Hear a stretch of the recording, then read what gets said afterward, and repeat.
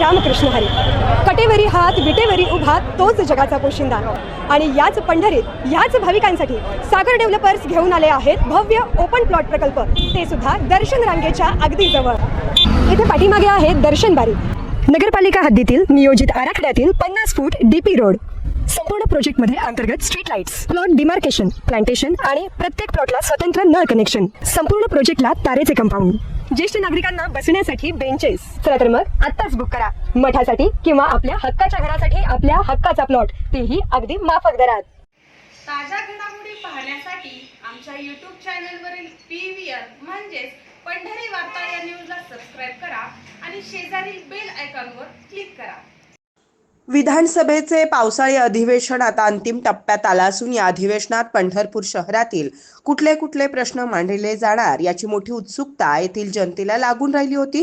या पावसाळी अधिवेशनाच्या सुरुवातीसच पंढरपूर तालुक्यातील जनतेच्या दृष्टीनं एक समाधानकारक घटना घडली होती. विधानसभेच्या तालिका अध्यक्षपदी माढा मतदारसंघाचे आमदार अभिजित पाटील आणि पंढरपूर मंगळवेढा मतदारसंघाचे आमदार समाधान आवताडे यांची निवड करण्यात आली होती. मागील सार्थ संकल्प अधिवेशनात आमदार अभिजित पाटील यांनी पंढरपूर शहरातील अनेक महत्त्वपूर्ण प्रश्न आक्रमकपणे मांडले होते. तर आता यावेळी आमदार समाधान आवताडे हे पंढरपूरच्या कुठल्या प्रश्नाकडे विधानसभेत लक्ष वेधणार याची मोठी उत्सुकता या शहरातील नागरिकांना लागून राहिली होती. मात्र अधिवेशन सुरू होऊन 15 दिवस होत आले, पंढरपूरचे प्रश्न संपले आहेत का अशी चर्चा व टीका सोशल मीडियावरून व जनतेतून होऊ लागली आहे आणि यातूनच शहरातील अनेक प्रश्नही चर्चिले जात होते. मात्र याही अधिवेशनात पुन्हा आमदार अभिजित पाटील यांनी पंढरपूरकरांच्या मनातील सल भरून काढली असून काल रात्री त्यांनी विधानसभेत आक्रमकपणे पंढरपूरचे प्रश्न मांडल्यानं अभिजित पाटील यांच्या भूमिकेबाबत समाधान व्यक्त होत आहे.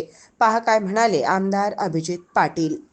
सन्मान्य सदस्य अभिजितजी पाटील. धन्यवाद अध्यक्ष महोदय. अध्यक्ष महोदय, 293च्या प्रस्तावावरती बोलण्यासाठी उभा आहे.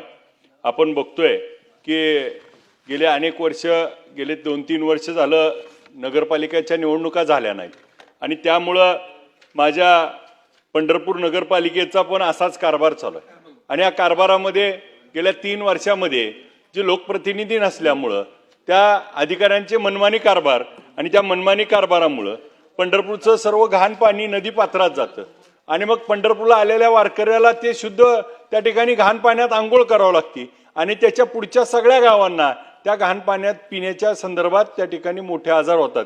आणि मग याच्यावर नमामि चंद्रभागेचा त्या ठिकाणी सरकारनं घोषणा केली होती, पण त्याच्यावर आज प्रत्यक्षात काम होताना दिसत नाही. आज पंढरपूरमध्ये त्या ठिकाणी आज कितीतरी बोर आहेत, 30 ते 35 बोर आहेत. त्या बोरच्या कडेला टाक्या आहेत त्या, परंतु त्याच्यावरची लाईटची कनेक्शन चालू नाहीत.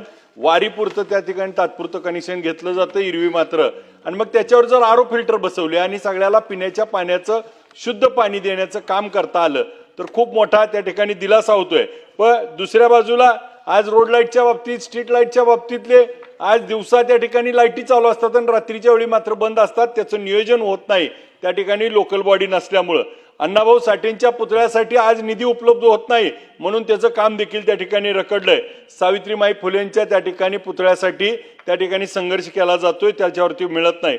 आज पंढरपूरला वरच्या उपनगरामध्ये दुहेरी टॅक्सचा त्या ठिकाणी बऱ्याच वेळा मी मंत्री महोदयांना, मुख्यमंत्र्यांना सगळ्यांना पत्र दिले की त्या ठिकाणी शेतीसारा पण भरावा लागतो आणि नगरपालिकेचा टॅक्स पण भरावा लागतो.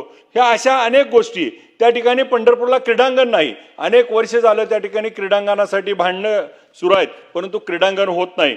आज पंतप्रधान आवास योजना 992 घराची त्या 892 घराची बांधून 80% काम पूर्ण आहे, परंतु त्या ठिकाणी नगरपालिकाच्या आणि त्या कॉन्ट्रॅक्टरच्या एकमेकाच्या देण्या घेण्यावरनं ती योजना आज त्या ठिकाणी त्या सगळ्या लाभार्थ्यांनी पैसे भरून मिळत नाही. आणि मग त्या ठिकाणी पंढरपूरच्या मंदिराच्या कडेला आज त्या ठिकाणी वारी होऊन गेली.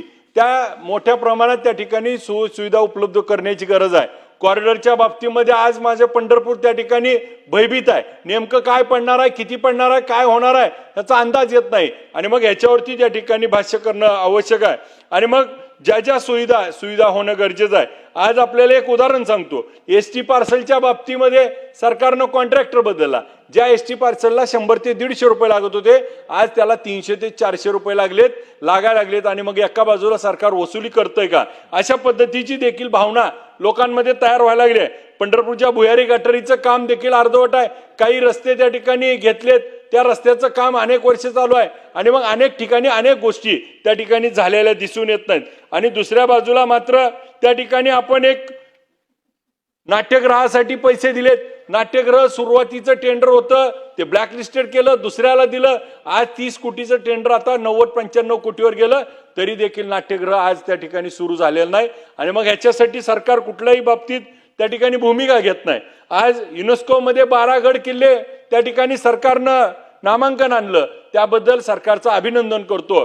पण ही एकमेव वारी आहे ज्या वारीमुळं देशाला एक वेगळं चित्र त्या ठिकाणी जगाला दाखवू शकलो असतो. ह्या माझ्या वारीला त्या ठिकाणी त्यामध्ये समाविष्ट करणं देखील माझ्यासारख्याची मागणी आहे. आणि मग त्या ठिकाणी आपल्याला एस टीचं बघितलं तर पंढरपूरच्या वारीच्या वेळेस 34 ते 35 कोटी रुपये एस टीला त्या ठिकाणी बिझनेस झाला. आणि आज मात्र आमच्या पंढरपूरच्या बस स्थानकाला असेल, कुर्डवाडीच्या बस स्थानक डेपोला असेल, 5-5 फक्त बस दिल्यात. मग आमच्याकडे येणारा भाविक जास्त आहे.